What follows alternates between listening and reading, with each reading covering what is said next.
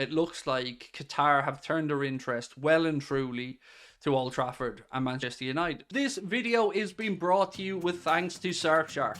Surfshark is an app or browser extension that allows you to browse websites in other countries and keep you safe and secure from hackers. Surfshark allows you to virtually travel the world with just the tap of a finger. As an example, we here in Ireland can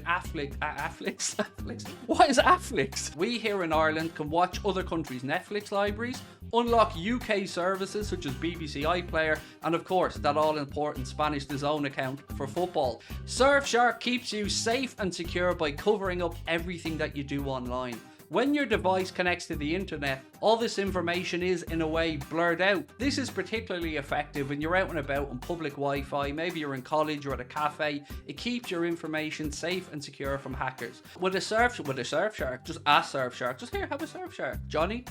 Mildred, Surfsharks? Surfshark allow you to use unlimited devices on just one subscription, meaning if you so wish, you can grant access to your friends and family.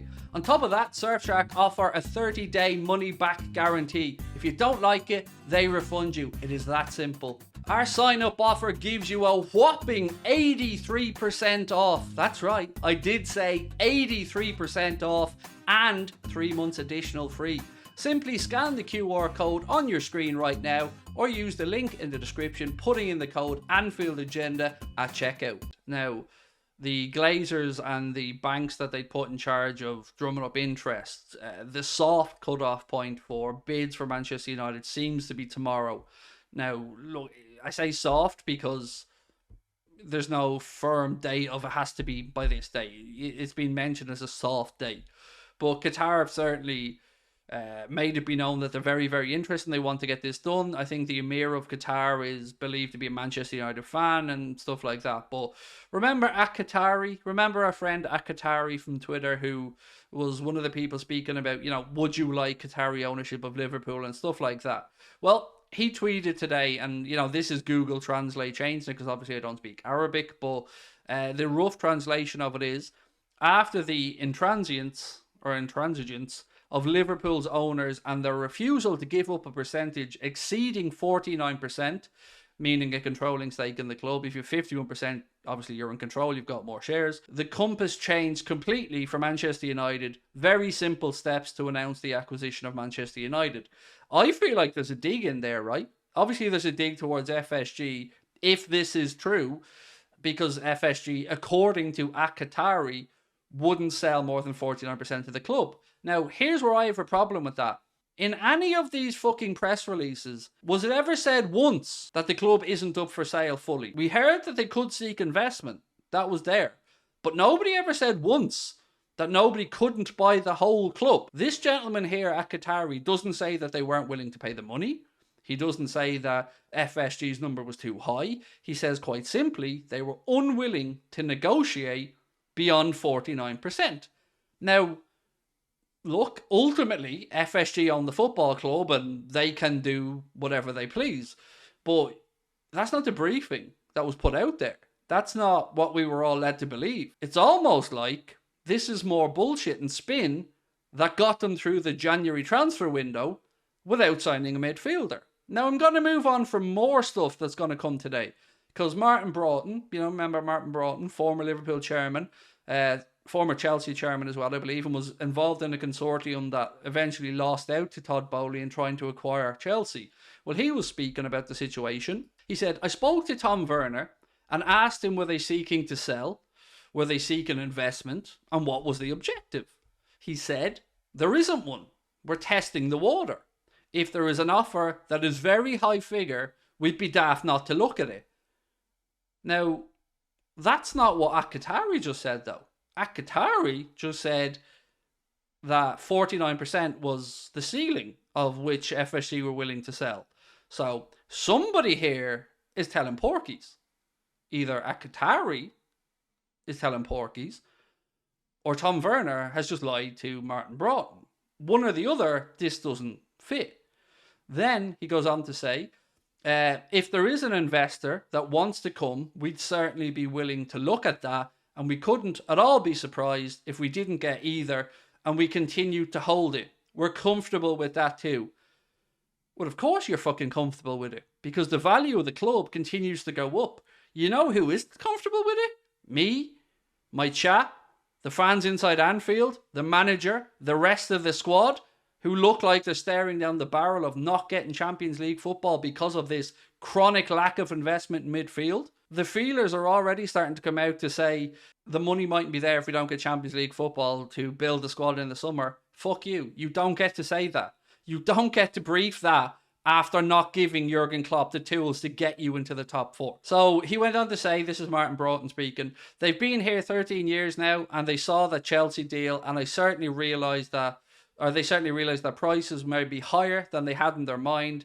The increase in value than they had seen during that time. Why don't we test the water is what Martin Broughton said they were thinking. I would be astonished if they weren't concerned about the legacy they leave. This is where this really gets interesting for me. He said, I would be astonished if they weren't concerned about the legacy they leave. I don't think they're people who will walk away having sold to the highest bidder. I think their heart is in Liverpool. You see, you what now? Their fucking money isn't on the table for transfer, so you can keep your heart. Just open the checkbook.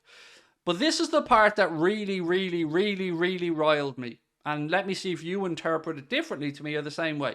He said, yes, it might make sense to exit at some stage, whether that is now or in 10 years' time, everybody exits at some stage. And this is the key line in all of this. Martin Broughton said, but I think it is important to them that they are custodians and that role is passed to the right people.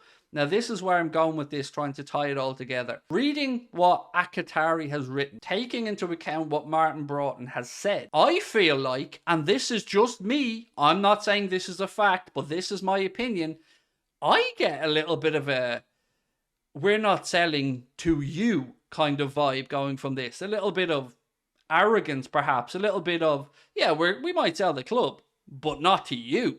Maybe I'm reading this wrong. Maybe I'm picking up on it wrong. But that's what I took from what Qatari said, what Martin Broughton said, and tying it all together and trying to figure out why 49% was the maximum that they were willing to deal with Qatar for. Whereas they've said themselves, Tom Werner's own words, if there's an offer that's a very high figure, we'd be daft not to look at it, right? His words, not mine. Do we read this the same way? Is it like, you're not getting the club? As in, Qatar, you ain't getting the club?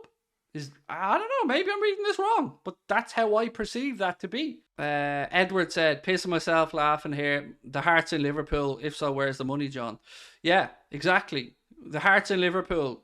Well, none of the rest of you are, because you never had any games. Once or twice a year you swan in. Did they like, oh, I figured it out. Oh, I've got it. They work for El Nacional.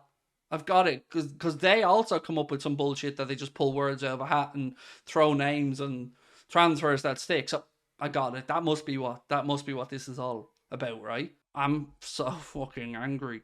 I guarantee you how I feel is how all of you guys feel, right? In that your heartstrings are pulled on a little bit there when the idea of Liverpool being sold was mentioned. When David Ornstein, I believe it was, when he first said that FSG have put Liverpool on the market, we all thought, okay. Now, whether you're somebody that was very staunch anti-FSG or whether you were somebody that gave FSG credit for the good stuff that they've done but realised maybe their time as custodians of the club had come to an end because of the way the financial landscape has changed. Whichever version of that you are, this doesn't fit. This doesn't make sense because they're playing on our heartstrings.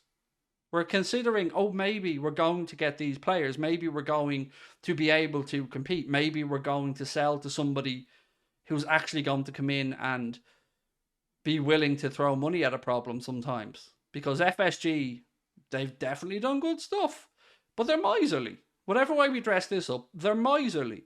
So that's what hurts me the most about this is I feel lied to yet again.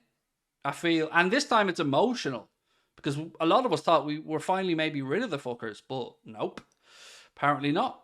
And does anybody else get the feeling that the only reason they're even interested in potentially taking on a minority shareholder is because they don't want to pay for the summer transfer business and they want to just free up that money to do it? It's it's fucking, I don't know, it's frustrating.